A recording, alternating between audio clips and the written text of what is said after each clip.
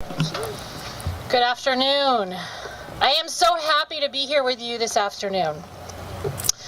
So, I have been a lawyer now for 30 years, and my practice is in California. And for the past 10 years, I've been practicing with my husband, Glenn. We always fight over who's the first cantor in Cantor and Cantor. But I always say it's me, and I'm right. But together with 12 lawyers and a staff of 13, we represent patients and we help them sue their insurance companies when they deny health, life, and disability claims. Thank you. For the past 5 years, I've dedicated my career to representing patients with eating disorders. I handled my first eating disorder case in 2006. A young college student came to me and she had been denied treatment by Kaiser. Her family had mortgaged their home to get her the treatment that they needed. I looked at the facts of the case and the basis for the denial, and I thought, I got this. I cannot lose. I was so wrong. And so I lost the case at the trial court, and I really don't like losing. So I took the case on appeal to the Ninth Circuit.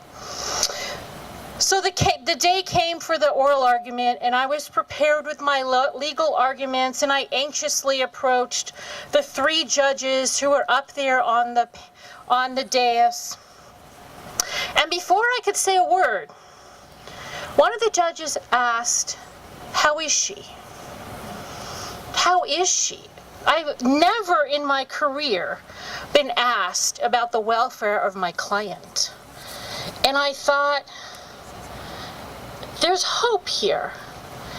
And I was able to say that she was doing quite well, and that with using the skills she had learned in treatment, she was back in school. The judges were, to put it mildly, not very kind to the Kaiser lawyer, and they quickly issued an opinion stating that Kaiser had nearly let this young girl die, and we won.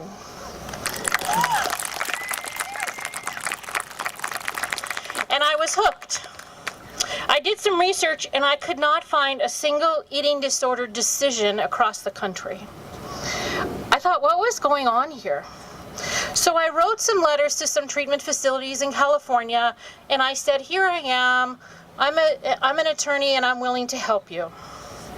And after I got a long lecture from Carolyn Costin, I know you're hiding back there, Carolyn, who told me I better be the real deal, I was welcomed in the community with open arms.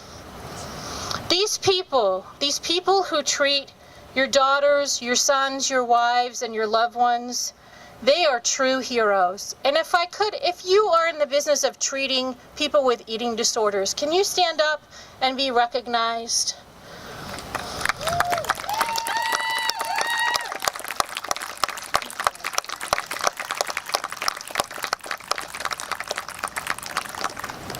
They taught me about treatment, about the different levels of care and the challenges they faced with insurance companies. And I taught them about ERISA and the standard of review and all the geeky stuff I do, like proper documentation and how to communicate with insurance companies. And together, we have made real changes in the way insurance companies are required to handle eating disorder cases. For example, in California, all medically necessary treatment must be provided to all patients with anorexia nervosa and bulimia nervosa.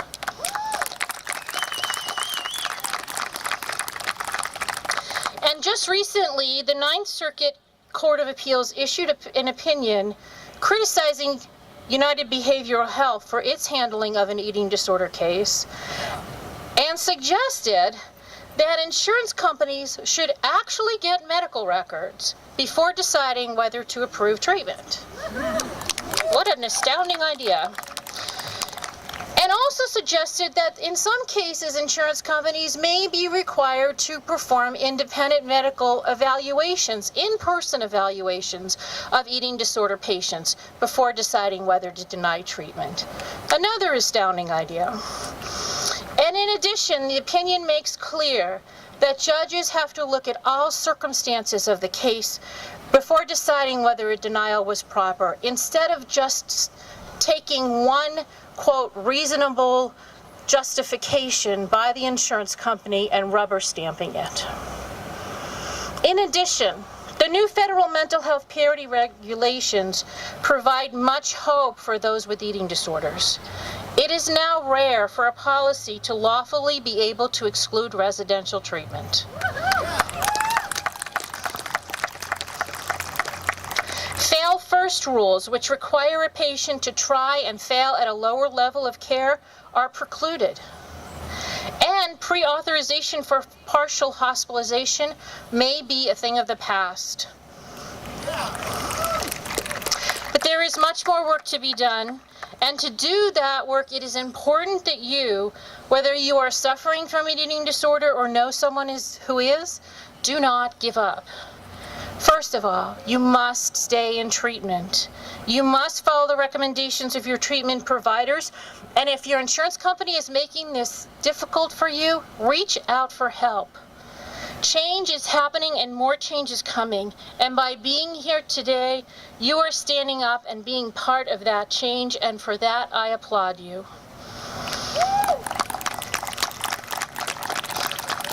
I'm going to leave you with a quote that's at the bottom of every email I send out. It says, "Faith is believing that one of two things will happen. That there will be something solid for you to stand on, or that you will be taught to fly." Thank you.